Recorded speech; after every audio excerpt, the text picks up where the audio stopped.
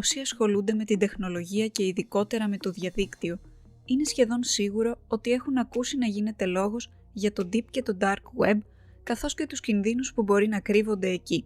Τι είναι όμως στην πραγματικότητα αυτά τα μέρη του Web και γιατί έχουν αποκτήσει κακή φήμη?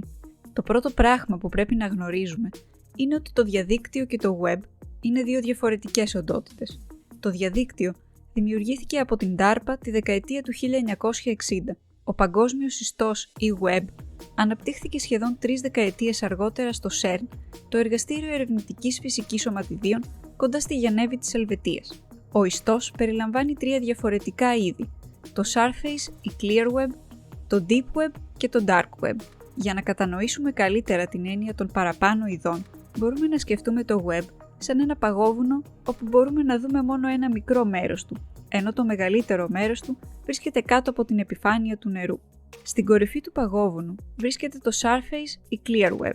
Είναι εκείνο το μέρος του διαδικτύου που είναι ορατό και προσβάσιμο σε όλους τους χρήστες. Περιέχει τους ιστότοπους που επισκεπτόμαστε σε καθημερινή βάση, τις υπηρεσίες που μας εξυπηρετούν στη δουλειά ή την επικοινωνία μας και γενικότερα είναι το μέρος εκείνο που οι περισσότεροι γνωρίζουμε ως διαδίκτυο. Το Surface Web περιλαμβάνει επίσης τις μηχανές αναζήτησης που χρησιμοποιούμε για να βρίσκουμε τις πληροφορίες που χρειαζόμαστε για τις καθημερινές μας δραστηριότητες. Ωστόσο, παρόλο που είναι το πιο ευρέως γνωστό είδος ιστού, αποτελεί μόλις το 4% του συνολικού διαδικτύου. Κάτω από το Surface Web βρίσκεται το Deep Web και μπορούμε να το φανταστούμε στο σημείο εκείνο που το παγόβουνο μπαίνει κάτω από την επιφάνεια του νερού. Είναι πολύ μεγαλύτερο από το Surface Web και αντιπροσωπεύει περίπου το 90% όλων των ιστότοπων που υπάρχουν στο διαδίκτυο. Στην πραγματικότητα, αυτός ο κρυμμένος ιστός είναι τόσο μεγάλος που είναι αδύνατο να πούμε με σιγουριά πόσες σελίδες ή ιστότοπους περιέχει. Το Deep Web περιλαμβάνει δεδομένα που δεν είναι προσβάσιμα από τις μεγάλες μηχανές αναζήτησης όπως η Google, Yahoo, Firefox στο μεγαλύτερο μέρος τους. Χρειαζόμαστε ειδική πρόσβαση με τη μορφή διαπιστευτηρίων για να μπορέσουμε να δούμε ορισμένα από αυτά τα δεδομένα. Ένα καλό παράδειγμα των δεδομένων του Deep Web είναι τα PIN που χρησιμοποιούμε για να αποκτήσουμε πρόσβαση στον τραπεζικό μας λογαριασμό ή στα εισερχόμενα του Gmail. Είναι το μέρος του ιστού που περιέχει τα ιατρικά και οικονομικά αρχεία, τα αρχεία κοινωνικών μέσων και πολλές άλλες σημαντικές πληροφορίες που δεν θα θέλαμε να είναι προσβάσιμες μέσω μιας απλής αναζήτησης Google. Το Deep Web περιλαμβάνει ακόμα πολλές ιδιωτικές βάσεις δεδομένων, αλλά και παράνομο περιεχόμενο. Στα πιο βαθιά μέρη του Deep Web βρίσκεται το πιο επικίνδυνο περιεχόμενο και δραστηριότητα. Μόνο οι ιστότοποι Tor φτάνουν σε αυτό το άκρο του Deep Web, το οποίο είναι περισσότερο γνωστό ως Dark Web και είναι προσβάσιμο μόνο από ανώνυμα προγράμματα περιήγησης.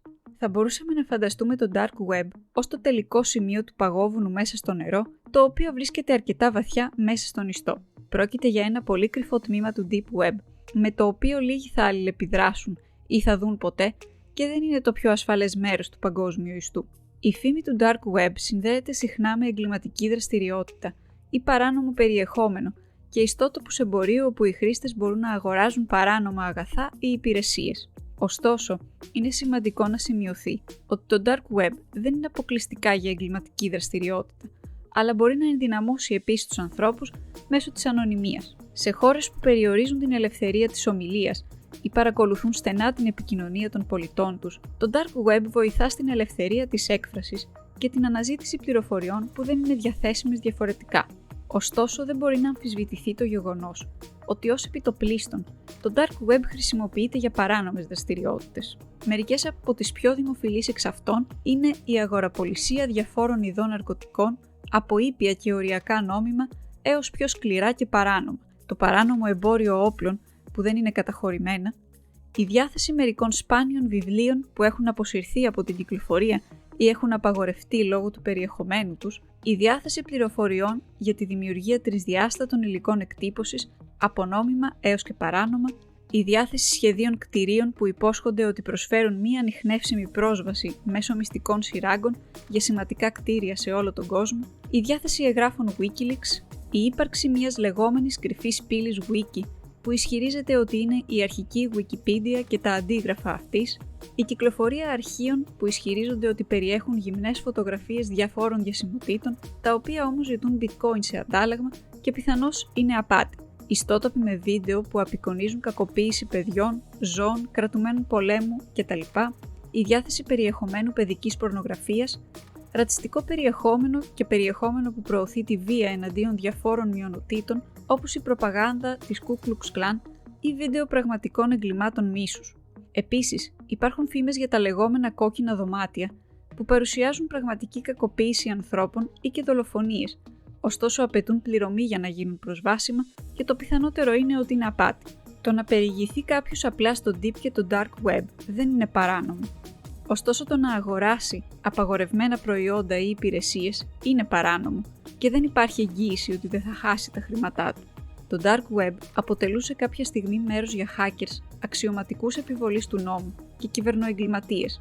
Ωστόσο, η τεχνολογία κρυπτογράφησης και το λογισμικό προγράμματος περιήγησης Tor επιτρέπει πλέον σε όλους να καταδύονται στις σκοτεινές μεριές του ιστού εάν ενδιαφέρονται.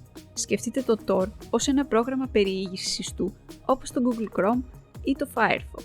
Συγκεκριμένα, αντί να ακολουθεί την πιο άμεση διαδρομή μεταξύ του υπολογιστή και των τμήματων του ιστού, το πρόγραμμα περιήγησης Tor χρησιμοποιεί μια τυχαία διαδρομή κρυπτογραφημένων διακομιστών γνωστών ως Convy. Αυτό επιτρέπει στους χρήστες να συνδεθούν στο Deep Web χωρίς να φοβούνται την παρακολούθηση των ενεργειών τους ή το ιστορικού του προγράμματος περιήγησής τους. Εάν είναι ανάγκη να αποκτήσετε πρόσβαση στο Dark Web, θα πρέπει να βεβαιωθείτε ότι θα παραμείνετε ασφαλείς όσο το χρησιμοποιείτε. Για να αποφύγετε τις απάτες, θα πρέπει αρχικά να συμπεριφερθείτε έξυπνα όταν περιηγείστε στο σκοτεινό ιστό. Για να παραμείνετε ασφαλείς, απαιτείται να προσέχετε με ποιους μιλάτε και ποιες τοποθεσίες επισκέπτεστε. Το όνομα χρήστη, η διεύθυνση ηλεκτρονικού ταχυδρομείου σας, το πραγματικό όνομα, ο κωδικός πρόσβασης και η πιστωτική σας κάρτα δεν πρέπει ποτέ να χρησιμοποιούνται πουθενά στο Dark Web. Δημιουργήστε καινούριους λογαριασμούς και αναγνωριστικά, εάν είναι απαραίτητο. Μην χρησιμοποιείτε τίποτα που θα μπορούσε να χρησιμοποιηθεί για να σας αναγνωρίσουν. Πολλές διαδικτυακές υπηρεσίες ασφαλείας προσφέρουν τώρα προστασία ταυτότητας. Φροντίστε να εκμεταλλευτείτε αυτά τα εργαλεία. Ο φόβος για μόλυνση από κακόβουλο λογισμικό είναι σημαντικά υψηλότερος στην παράνομη περιοχή του Dark Web. Η σάρωση αρχείων σε πραγματικό χρόνο από ένα πρόγραμμα προστασίας από ιούς μπορεί να σας βοηθήσει να ελέγξετε τυχόν εισερχόμενα αρχεία σε περίπτωση που επιλέξετε να κάνετε λήψη. Χρησιμοποιήστε έναν δευτερεύοντα λογαριασμό χωρίς δικαιώματα διαχειριστή για τις δραστηριότητες του Dark Web, ώστε ακόμα και αν πέσετε θύμα hacking να μην μπορούν να αποκαλυφθούν οι προσωπικές σας πληροφορίες. Φυσικά, ακόμα και αν δεν επισκέπτεστε το Dark Web, υπάρχει ακόμα η πιθανότητα τα δεδομένα σας να κινδυνεύσουν. Γι' αυτό, θα πρέπει να είστε πάντα σε επιφυλακή, να αλλάζετε τακτικά τους κωδικούς σας και να μην εμπιστεύεστε μηνύματα που λαμβάνετε από άγνωστα άτομα.